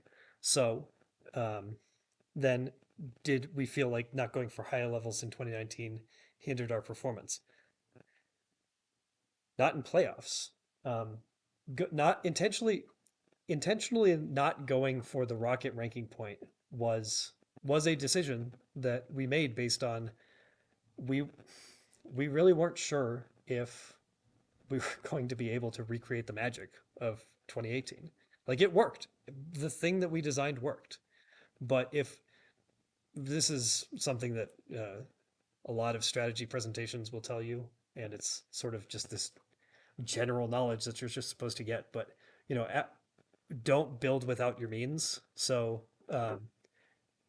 instead of 3 things at 8 or whatever the thing is, 2 things at 10, we knew we could execute this part of the game at a great level. The swerve drive, well ahead of a lot of swerve drives out there in the field, able to go on both sides of the cargo ship very, very, very fast and back to the place where you picked up more game pieces. So when there are 36-ish game places to score in playoffs and 16 of them are above a certain height, how many alliances are putting up more than 20 game pieces in a match? Why do you can be the robot that's more likely to seed first, or you can be the robot that the first seed has to pick. And in this case, conceptually, we pick the second one because we get on the HAB, so our bonus ranking point for the second one, the HAB one, we contribute hugely to that. We get all the points that you can get with one robot when you needed 2 robots to do that. And instead of the other one, it was just pure points. And one of the best way to get ranking points in any game is to win matches. And you win matches just by points. It was, we could not score as high. We couldn't do the rocket. It was less than other teams could do, but it was the most that we could do. It was most that we could do. And we did it we scored so many game pieces that it was, I think, a worthy trade-off. Absolutely. Let's see. Was that it for? I guess that's pretty much all the 2019 questions. Move back. Yep. Here, let's see. Got good stuff here. Oh, here's a good one about fandom about 2023. Um, why did we decide against the single substation early on? Yeah, and it wasn't so much that we decided. Well, we kind of decided against it. So there's 2 double substations and 1 single substation, and there were some very specific things that needed to happen in order for teams to be able to share the single substation.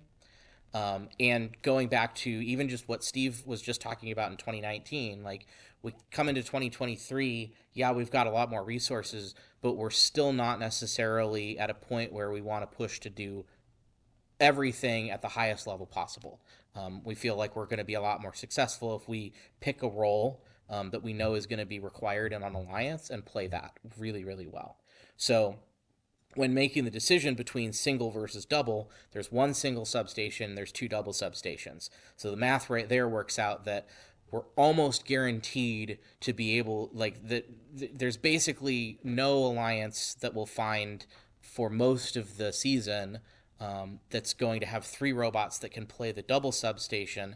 And even if we do, with 3 robots, you can usually coordinate well enough to get everybody in there. A lot of what made the single substation work at very high levels of play for multiple teams involved taking the cubes and throwing them to the end of the protected zone. And it wasn't immediately obvious on the first day whether or not that was going to remain a legal strategy, right? A lot of times the rules come out and it says, well, we think this is legal by sticking your arm and chucking it in, but is this going to be possible? Are we going to be able to drop cones and let them be standing up, or are they just going to be scattered around on the floor, etc.?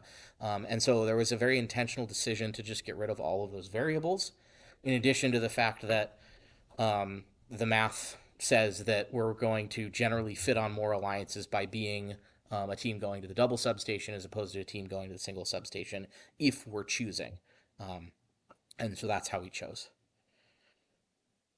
So next, I have a couple questions. One that I like how it feeds into the other.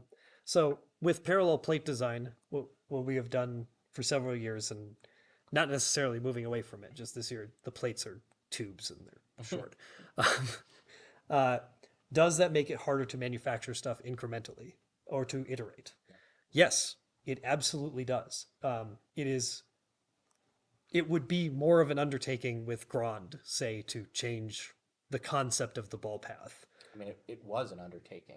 Yeah, Had to to rebuild the entire robot. even to put the extra set of belts on there, they had to rebuild those plates. But that's driven a little bit by manufacturing capabilities of in-house and sponsors. Our sponsors do, they cut out big plates. So at a certain point, what we send them, a big plate versus a small plate, not a big difference.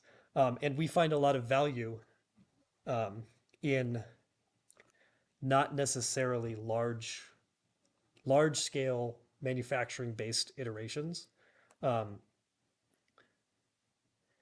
Some of it's just guessing right, and some of it is really, really, really, really thinking through what we need to be able to tweak on something, to be able to use it in multiple ways.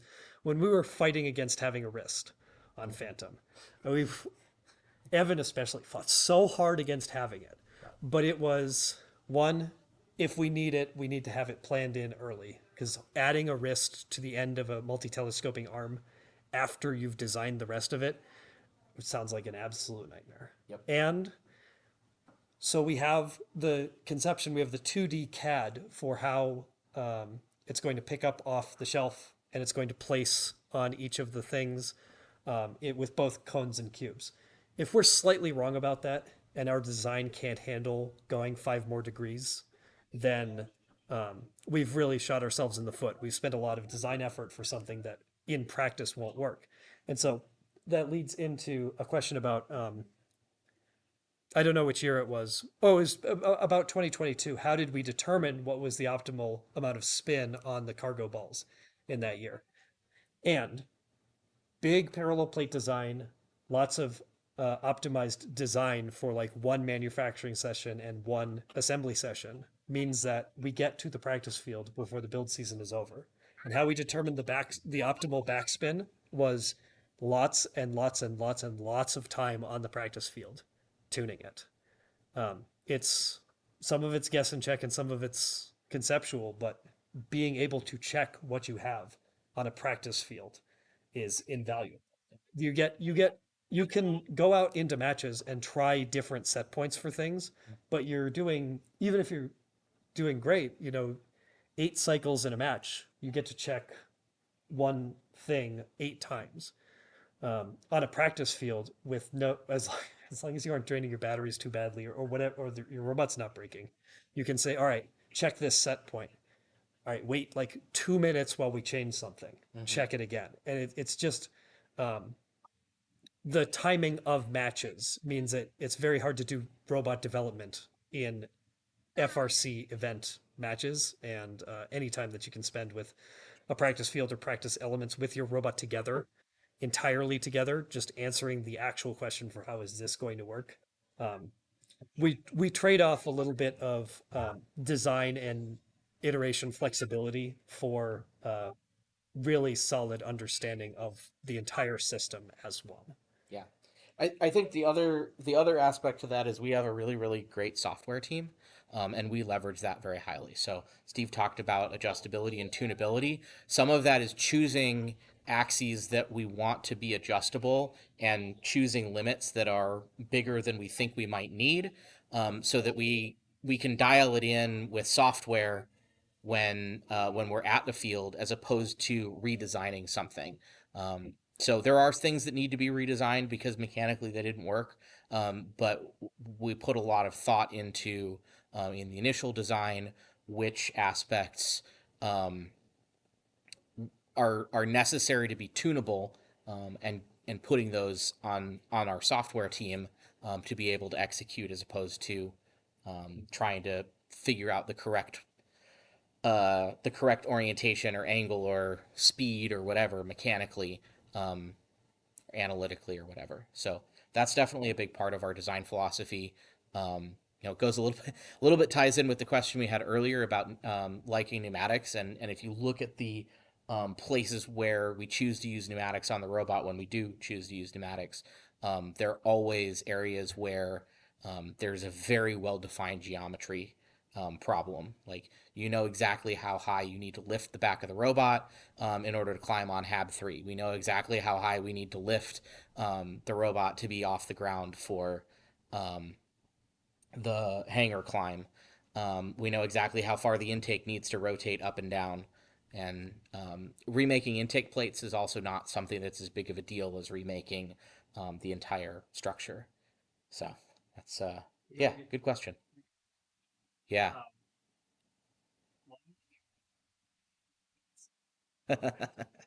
Why are there so many duplicates of Phantom?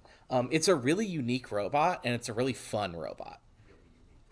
So I think there's if you're looking at when teams are looking at robots that competed, especially robots that have released CAD, to be able to dig into the actual design details, um, and something that maybe is going to push their own limits as to manufacturing capability or software or whatever. I think this is just a really um, great robot to pick as something that nobody else has really built similar to before, right? And it's not that the robot is this like super novel thing, but we made certain decisions in the design of Phantom um, that just didn't need to be made before, right? Other games didn't reward it the way that this game did. And there are a couple of things that we were really proud of on this robot. So the the intake was largely inspired by the Everybot intake. So squishing the cone in between two parallel rollers and then another one for the cube. But when we looked at how everything stowed, the intake was like the tallest part of the robot by a lot. Yep. So worked very hard to flip that last roller back into itself. And so then, okay, big wrist. All throughout the season, obsessed with having no weight at the end of the arm. So the two big things that are that will probably be useful perennially from like what's happening at the end of the arm are one. Actually, this was a good set of iterations. Was the dead rollers? I mean, this is a design that a lot of teams have done. Yeah. But dead rollers with very thin polycarbonate tubing with some gription material on the outside of that, super stiff. Only one thing is spinning, and it's relatively light. Our initial thing was a max tube with like a set of the rubber rollers on it. Yep. And we have that roller still. Like 3 pounds. It just feels preposterous when Yeah. you compare it to the several grams of the other rollers that we came up with. And the wrist, we really wanted to avoid a planetary gearbox. That's a bunch of stacked steel gears. It's relatively dense. Yep. But we needed a big reduction because this robot it's all just Falcon motors. We're used to the FX, that architecture. So it spins kind of fast for something that moves this far. So lots of reductions had to happen. And Evan like brute forced this sort of belt box. We knew that we had space on the back of the intake we had to have the motor for the roller. Yep. So we knew we had a place for the motor that would move the wrist to live. We tried having it like back in the bottom of the arm somehow, and a shaft with That didn't concept lasted like an hour. it was you got to try to like Yeah. push everything as far down and as far into the arm as you can, but having the motor rotate around the fixed part of the wrist and then a shaft through it, that's you can make a wrist like this in subsequent years. You can put these rollers on different lengths and different positions and stuff, but that's something that you can use over and over again. A telescoping multi-tube nested structure, that by itself, climbers and big elevators and all sorts of stuff, you're going to want that in your toolbox. There was a really quick question earlier about how did we determine the webbing for the pockets on the arm and whether it would be strong enough. And that's just you get used to what looks right. Yeah, pretty much all of our lightning is just educated guess, engineering judgment type stuff. There's a little bit of design standards in terms of standard size thickness of webs and radii and whatever, but in general, I mean these tubes were 1/8 inch wall aluminum because we needed to be able to. Well, I think one of it was because that's the only thickness available for at least one of the tubes. I mean, 2.5 by 2.5 box tubing. Yeah, it's not a common size. And the other was that there were a number of locations where we were actually threading screws into it, and so you need the material thickness to have enough threads. And so we're not really concerned about the strength of the material at that point because it's already it's thicker material than we would need for the application if it weren't for those other considerations. So I think if we'd done thinner wall tubing, like 16th, it would not be pocketed at all. But for the 1/8 material, we did the pocket. It's based on designs that like 118 and other FRC teams have used over the years. So it's not something that's like, stands out as this is wholly inappropriate, for the amount of pocketing that we're doing or the type of pocketing on that application. It's X's. Yeah. It's going from one side of the thickest part of your material to the other side and trying to transfer force so that as it gets a side force applied to it that's distributed the way that you want to. So straight lines in between things so that you can say the force is going to go this way. But on top of that, so the gearbox is to extend it being integrated into how it's mounted. That's useful to know. And we've loved belt-driven elevators. 2018 was the belt-driven elevator. You don't want to the spacing off the elevator to have a roller chain and a sprocket, and then the tensioning of it Yep. The more than tensioning it more than once on an internal thing, chains can be kind of annoying, and they're inherently kind of lead you to a continuous design. So this is a cascade. Being able to fit everything on one side of it, It's just Patrick magic. the box tubes are all biased to the bottom. They're not the middle stages aren't centered Yeah. in the largest box tube. They're all pushed to the bottom so that there's more space on top for the belt, the wires. Also on wire management, in addition to the the electronics components being in the CAD before we build anything, we also CAD'd out the path for that wire for that E-chain, how it was going to be managed, because that was crucial. And we actually saw at Chesney Champs, our second arm, the rear bearing block, its mounting point for the E-chain failed because that one we didn't make out of aluminum. Yep. We made it out of 3D print as an initial test, and then it survived for a very long time. But when that failed, the cables not being managed in the back of the first moving stage meant that the arm didn't work anymore. So it was very valuable to have an incredibly clear idea of how is this going to be managed when the robot's actually together. And so that whole arm thing is on top of this pivot, and being able to rotate something with the fidelity that we needed to have. It has to go to the same position every single time, and it has to move in a very predictable manner because the robot wheelies. Phantom, it was a trade-off.